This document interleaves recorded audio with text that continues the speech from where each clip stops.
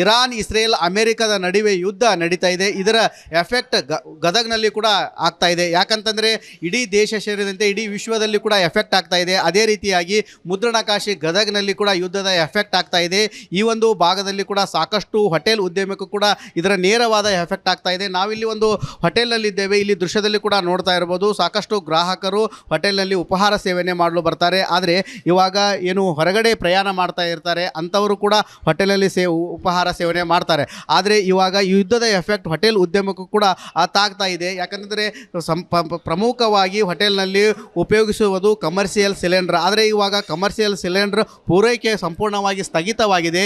ಗದಗ ಜಿಲ್ಲೆಯಾದ್ಯಂತನೂ ಕೂಡ ಇಂದಿನಿಂದ ಸ್ಥಗಿತವಾಗಿದೆ. ಆದರೆ ಹೋಟೆಲ್ನಲ್ಲಿ ಇವಾಗ 2-3 ದಿನ ಆಗುವಷ್ಟು ಕೂಡ ಸಿಲಿಂಡರ್ಗಳು ಸ್ಟಾಕ್ ಇದ್ದಾವೆ. ಹೀಗಾಗಿ ಇಲ್ಲಿ ಅಡುಗೆ ಮಾಡುವಂಥ ಕೆಲಸ ನಡೀತಾ ಇದೆ. ಮುಂದಿನ ದಿನಗಳಲ್ಲಿ ಇದರ ಎಫೆಕ್ಟ್ ಕೂಡ ತಾಗಬಹುದು. ಯಾಕಂತಂದರೆ ಸಿಲಿಂಡರ್ 2-3 ದಿನಕ್ಕೆ ಖಾಲಿ ಆದ ನಂತರ ಇಲ್ಲಿ ಯಾವುದೇ ರೀತಿಯಿಂದ ಆಹಾರ ರೆಡಿ ಮಾಡಿಕೊಳ್ಳಲು ಕೂಡ ಆಗೋದಿಲ್ಲ. ಯಾಕಂದರೆ ಇಲ್ಲಿಯ ಮಾಲೀಕರು ಕೂಡ ಹೇಳೋ ಪ್ರಕಾರ ನಾವು 2-3 ದಿನದವರೆಗೂ ಮಾತ್ರ ನಮಗೆ ಸಿಲಿಂಡರ್ ಆಗ್ತವೆ. ಮುಂದಿನ ದಿನಗಳಲ್ಲಿ ಯಾವುದೇ ರೀತಿಯಿಂದ ಸಿಲಿಂಡರ್ ನಮಗೆ ಸಿಗದೇ ಇದ್ದರೆ ಉದ್ಯಮವನ್ನು ಬಂದ್ ಮಾಡುವ ಹಂತಕ್ಕೆ ಆಗತ್ತೆ. ಹಾಗಾಗಿ 2-3 ದಿನಕ್ಕೆ ಆಗುವವರೆಗೂ ಕೂಡ ನಾವು ಸಾಕಷ್ಟು ಕಡಿಮೆ ಪ್ರಮಾಣದಲ್ಲಿ ಸಿಲಿಂಡರ್ ಏನು ಬಳಕೆ ಆಗತ್ತೆ.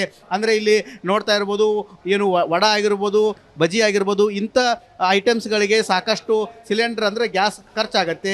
ಇಂಥ ಏನು ಉಪಹಾರಗಳನ್ನು ಮಾಡೋದನ್ನು ಬಿಟ್ಟು ಕಡಿಮೆ ಸಿಲಿಂಡರ್ ಯೂಸ್ ಆಗುವಂಥ ಉಪಹಾರಗಳನ್ನು ಕೂಡ ಮಾಡಲು ಇಲ್ಲಿಯ ಸಿಬ್ಬಂದಿಗಳು ಮತ್ತು ಮಾಲೀಕರು ಕೂಡ ಮುಂದಾಗಿದ್ದಾರೆ ಅಂತಲೇ ಹೇಳ್ಬೋದು. ಅದೇ ರೀತಿಯಾಗಿ ಇವಾಗ ಗ್ಯಾಸ್ ಏಜೆನ್ಸಿಯವರು ಕೂಡ ಹೇಳ್ತಾ ಇದ್ದಾರೆ, ನಮಗೆ ಈವರೆಗೂ ಕೂಡ ಕಮರ್ಷಿಯಲ್ ಸಿಲಿಂಡರ್ಗಳು ಪೂರೈಕೆ ಆಗ್ತಾ ಇಲ್ಲ, ಗೃಹೋಪಯೋಗಿ ಸಿಲಿಂಡರ್ಗಳು ಕೂಡ ಮಾತ್ರ ಸಿಗ್ತಾ ಇದ್ದಾವೆ. ಆದರೆ ನಮಗೆ ಸಿಲಿಂಡರ್ಗಳು ಕೂಡ ಪೂರೈಕೆ ಆಗ್ತಾ ಇರೋದ ಹಿನ್ನೆಲೆಯಲ್ಲಿ ಹೋಟೆಲ್ ಉದ್ಯಮಕ್ಕೂ ಕೂಡ ನೇರವಾಗಿ ಎಫೆಕ್ಟ್ ಆಗ್ತಾ ಇದೆ. ಹಾಗಾಗಿ ಗ್ರಾಹಕರು ಕೂಡ ಸಾಕಷ್ಟು ಪರದಾಡುವಂಥ ಪರಿಸ್ಥಿತಿ ಇಲ್ಲಿ ನಿರ್ಮಾಣವಾಗಿರುವಂಥದ್ದು. ಇವಾಗ ಏನು ಕಮರ್ಷಿಯಲ್ ಸಿಲಿಂಡರ್ ಬರದೇ ಇದ್ದರೆ ಇಲ್ಲಿ ಸಾಕಷ್ಟು ಸಮಸ್ಯೆ ಆಗುತ್ತೆ. ನಮ್ಮ ಜೊತೆಗೆ ಮಾತನಾಡಲು ಹೋಟೆಲ್ ಮಾಲೀಕರಿದ್ದಾರೆ, ಅವರನ್ನು ಮಾತಾಡ್ಸೋಣ. ಸರ್, ಇವಾಗ ಯುದ್ಧ ಒಂದು ಕಡೆ ಆಗ್ತಾ ಇದೆ, ಇನ್ನೊಂದು ಕಡೆ ಇವಾಗ ಸಿಲಿಂಡರ್ ಪೂರೈಕೆ ಆಗ್ತಾ ಇಲ್ಲ ಕಮರ್ಷಿಯಲ್. ಮುಂದೆ ಏನು ಸಮಸ್ಯೆ ಆಗುತ್ತೆ? ನಿಮಗೆ ಎಷ್ಟು ದಿನ ಸಾಲ್ಬೋದು ನಿಮಗೆ? ಈಗ ಸದ್ಯ ನಮ್ಮಲ್ಲಿರೋ ಸಿಲಿಂಡರ್ ನೋಡಿದರೆ 2 ದಿವಸ ನಡೀಬೋದು ಅಷ್ಟೇ. ಮುಂದೆ ಸಿಲಿಂಡರ್ ಸಪ್ಲೈ ಆದರೆ ನಮ್ಮದು ಬಿಸ್ನೆಸ್ ನಡೀತದೆ, ಇಲ್ಲಾಂದ್ರೆ ನಡೆಯೋದಿಲ್ಲ. ಮುಂದೆ ಹೇಗೆ ಸರ್? ಗ್ರಾಹಕರಿಗೆ ನಿಮಗೂ ಎಲ್ಲರಿಗೂ ಸಮಸ್ಯೆ ಭಾಳ ಆಗುತ್ತೆ. ಅದರಿಂದ ತೊಂದರೆ ಆಗ್ತದೆ. ನಮ್ಮ ಗ್ರಾಹಕರಿಗೆ ತೊಂದರೆ, ನಮ್ಮ ಹೋಟೆಲ್ ಉದ್ಯಮವನ್ನು ತೊಂದರೆ ಆಗ್ತದೆ, ನಮ್ಮ ಕೆಲಸಗಾರರಿಗೂ ತೊಂದರೆ ಆಗ್ತದೆ. ಅದಕ್ಕೆ ಸರ್ಕಾರ ಏನಾದರೂ ಸೂಕ್ತವಾದ ಪರಿಹಾರವನ್ನು ಮಾಡಿದರೆ ಒಳ್ಳೆಯದಾಗ್ತದೆ. 2-3 ದಿನ ಆಗುವಷ್ಟು ನಿಮ್ಮ ಕಡೆ ಸಿಲಿಂಡರ್ ಸ್ಟಾಕ್ ಇದ್ದಾವೆ. ಇಲ್ಲಿ ಆಹಾರ ಉತ್ಪಾದನೆ ಅಂದರೆ ಆಹಾರ ರೆಡಿ ಮಾಡ್ತಾ ಇದರಲ್ಲಿ ಡಿಫ್ರೆಂಟ್ ಏನಿರುತ್ತೆ? ಜಾಸ್ತಿ ಗ್ಯಾಸ್ ಯೂಸ್ ಆಗುವಂಥ ಆಹಾರಗಳನ್ನು ಕೈ ಬಿಡ್ತಿರೋ ಅಥವಾ ಯಾವ ರೀತಿ ಮುಂದೆ ಮಾಡ್ತೀವಿ? ಇದು ಸಿಲಿಂಡ್ರ್ ಸಮಸ್ಯೆ ಭಾಳ ಉಲ್ಬಣ ಆದರೆ ನಾವು ಸ್ವಲ್ಪ ಎಣ್ಣೆಯಲ್ಲಿ ಕೊರೆಯುವ ಐಟಮ್ ಅಂದಾಗ ಬಂದ್ ಮಾಡಿಬಿಡ್ತೀವಿ. ಬರೀ ದೋಸೆ, ಇಡ್ಲಿ ಆ ಟೈಪ್ ಅಷ್ಟೇ ಮಾಡಿ ಆದಷ್ಟು ಗ್ಯಾಸ್ ಸೇವ್ ಮಾಡುವಂಥ ಕೆಲಸ ಮಾಡ್ತೇವೆ. ಆ ರೀತಿ ಮಾಡಿ ಸ್ವಲ್ಪ ನಮ್ಮ ಹೋಟೆಲ್ ನಡೆಯೋದನ್ನು ಜಾಸ್ತಿ ನಡೀಲಿ ಅಂತೇಳಿ ಆ ರೀತಿ ನಾವು ಪ್ಲ್ಯಾನಿಂಗ್ ಮಾಡ್ಕೊಂಡು ಹೋಗಬೇಕಾಗುತ್ತದೆ ಮುಂದೆ. ಸರ್ಕಾರಕ್ಕೆ ಏನು ಹೇಳೋಕ್ಕೆ ಇಷ್ಟಪಡ್ತೀರಿ ಹೋಟೆಲ್ ಉದ್ಯಮಿಗಳು? ಸರ್ಕಾರದವರು ಇದರಿಂದ ಹೋಟೆಲ್ ಉದ್ಯಮಕ್ಕೂ ತೊಂದರೆ ಆಗ್ತದೆ, ಗ್ರಾಹಕರಿಗೆ ತೊಂದರೆ, ಕೆಲಸಗಾರರಿಗೆ ತೊಂದರೆ. ಆದ್ದರಿಂದ ಸರ್ಕಾರ ಅದರ ಬಗ್ಗೆ ಏನಾದರೂ ಕ್ರಮ ವಹಿಸಿ ಸರಬರಾಜು ಮಾಡುವಂಥ ವ್ಯವಸ್ಥೆಯನ್ನು ಮಾಡಬೇಕಂದ್ರೆ ನಾವು ಅವ್ರ ಹತ್ರ ಕಳಕಳಿಯಲ್ಲಿ ಮನವಿ ಮಾಡ್ತೀವಿ. ಒಟ್ಟಾರೆ ಹೇಳಬೇಕಂತಂದರೆ ಏನು ಯುದ್ಧ ಆರಂಭವಾಗಿದೆ. ಯುದ್ಧದ ಎಫೆಕ್ಟ್ ನೇರವಾಗಿ ಇವಾಗ ಉದ್ಯಮಕ್ಕೂ ಕೂಡ ತಡ್ತಾ ಇದೆ. ಅದೇ ರೀತಿಯಾಗಿ ಗದಗನಲ್ಲಿ ಕೂಡ 12 ದಿನ ಆಗುವವರೆಗೂ ಮಾತ್ರ ಕಮರ್ಷಿಯಲ್ ಸಿಲಿಂಡರ್ಗಳು ಸಿಗ್ತಾ ಇದ್ದಾವೆ. ಮುಂದಿನ ದಿನಗಳಲ್ಲಿ ಇಲ್ಲಿ ಕೂಡ ಸಿಲಿಂಡರ್ ಸಿಗೋದಿಲ್ಲ. ಇದರ ಯುದ್ಧದ ನೇರ ಎಫೆಕ್ಟ್ ಸಾಕಷ್ಟು ಗ್ರಾಹಕರು ಮತ್ತು ಹೋಟೆಲ್ ಉದ್ಯಮದ ಮೇಲೆ ಕೂಡ ಆಗುತ್ತೆ.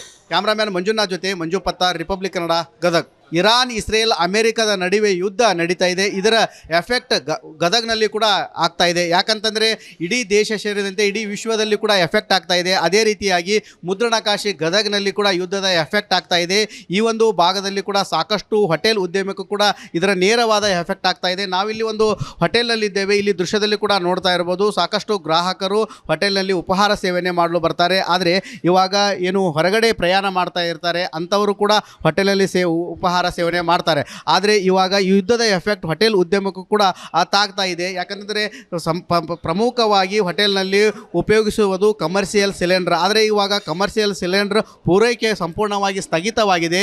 ಗದಗ ಜಿಲ್ಲೆಯಾದ್ಯಂತನೂ ಕೂಡ ಇಂದಿನಿಂದ ಸ್ಥಗಿತವಾಗಿದೆ. ಆದರೆ ಹೋಟೆಲ್ನಲ್ಲಿ ಇವಾಗ 2-3 ದಿನ ಆಗುವಷ್ಟು ಕೂಡ ಆ ಸಿಲಿಂಡರ್ಗಳು ಸ್ಟಾಕ್ ಇದ್ದಾವೆ. ಹೀಗಾಗಿ ಇಲ್ಲಿ ಅಡುಗೆ ಮಾಡುವಂಥ ಕೆಲಸ ನಡೀತಾ ಇದೆ. ಮುಂದಿನ ದಿನಗಳಲ್ಲಿ ಇದರ ಎಫೆಕ್ಟ್ ಕೂಡ ತಾಗಬಹುದು. ಯಾಕಂತಂದರೆ ಸಿಲಿಂಡರ್ 2-3 ದಿನಕ್ಕೆ ಖಾಲಿ ಆದ ನಂತರ ಇಲ್ಲಿ ಯಾವುದೇ ರೀತಿಯಿಂದ ಆಹಾರ ರೆಡಿ ಮಾಡಿಕೊಳ್ಳಲು ಕೂಡ ಆಗೋದಿಲ್ಲ. ಯಾಕಂದರೆ ಇಲ್ಲಿಯ ಮಾಲೀಕರು ಕೂಡ ಹೇಳೋ ಪ್ರಕಾರ ನಾವು 2-3 ದಿನದವರೆಗೂ ಮಾತ್ರ ನಮಗೆ ಸಿಲಿಂಡರ್ ಆಗ್ತವೆ. ಮುಂದಿನ ದಿನಗಳಲ್ಲಿ ಯಾವುದೇ ರೀತಿಯಿಂದ ಸಿಲಿಂಡರ್ ನಮಗೆ ಸಿಗದೇ ಇದ್ದರೆ ಉದ್ಯಮವನ್ನು ಬಂದ್ ಮಾಡುವ ಹಂತಕ್ಕೆ ಆಗತ್ತೆ. ಹಾಗಾಗಿ 2-3 ದಿನಕ್ಕೆ ಆಗುವವರೆಗೂ ಕೂಡ ನಾವು ಸಾಕಷ್ಟು ಕಡಿಮೆ ಪ್ರಮಾಣದಲ್ಲಿ ಸಿಲಿಂಡರ್ ಏನು ಬಳಕೆ ಆಗತ್ತೆ. ಅಂದರೆ ಇಲ್ಲಿ ನೋಡ್ತಾ ಇರ್ಬೋದು, ಏನು ವಡ ಆಗಿರ್ಬೋದು, ಬಜ್ಜಿ ಆಗಿರ್ಬೋದು, ಇಂಥ ಐಟಮ್ಸ್ಗಳಿಗೆ ಸಾಕಷ್ಟು ಸಿಲಿಂಡರ್ ಅಂದರೆ ಗ್ಯಾಸ್ ಖರ್ಚಾಗತ್ತೆ.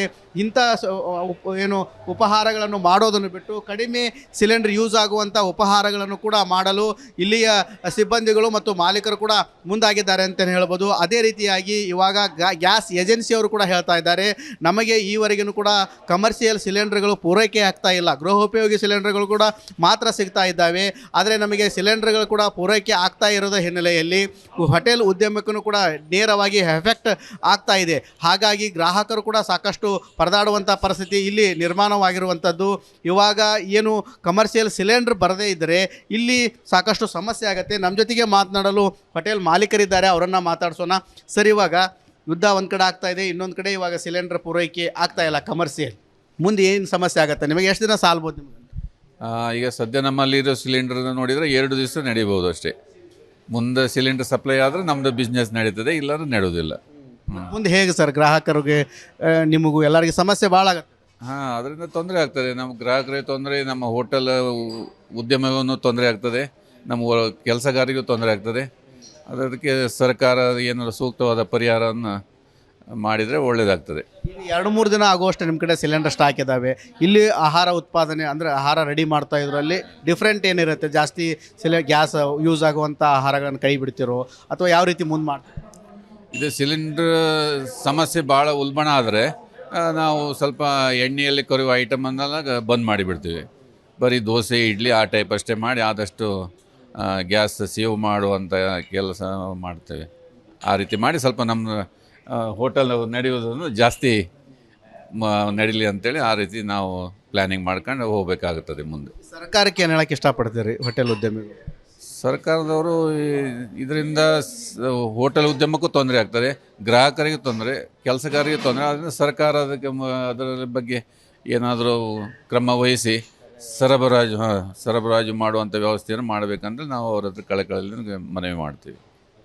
ಒಟ್ಟಾರೆ ಹೇಳಬೇಕಂತಂದರೆ ಏನು ಯುದ್ಧ ಆರಂಭವಾಗಿದೆ. ಯುದ್ಧದ ಎಫೆಕ್ಟ್ ನೇರವಾಗಿ ಇವಾಗ ಉದ್ಯಮಕ್ಕೂ ಕೂಡ ತಡ್ತಾ ಇದೆ. ಅದೇ ರೀತಿಯಾಗಿ ಗದಗನಲ್ಲಿ ಕೂಡ 12 ದಿನ ಆಗುವವರೆಗೂ ಮಾತ್ರ ಕಮರ್ಷಿಯಲ್ ಸಿಲಿಂಡರ್ಗಳು ಸಿಗ್ತಾ ಇದ್ದಾವೆ. ಮುಂದಿನ ದಿನಗಳಲ್ಲಿ ಇಲ್ಲಿ ಕೂಡ ಸಿಲಿಂಡರ್ ಸಿಗೋದಿಲ್ಲ. ಇದರ ಯುದ್ಧದ ನೇರ ಎಫೆಕ್ಟ್ ಸಾಕಷ್ಟು ಗ್ರಾಹಕರು ಮತ್ತು ಹೋಟೆಲ್ ಉದ್ಯಮದ ಮೇಲೆ ಕೂಡ ಆಗುತ್ತೆ. ಕ್ಯಾಮ್ರಾಮ್ಯಾನ್ ಮಂಜುನಾಥ್ ಜೊತೆ ಮಂಜು ಪತ್ತಾರ್, ರಿಪಬ್ಲಿಕ್ ಕನ್ನಡ, ಗದಗ್.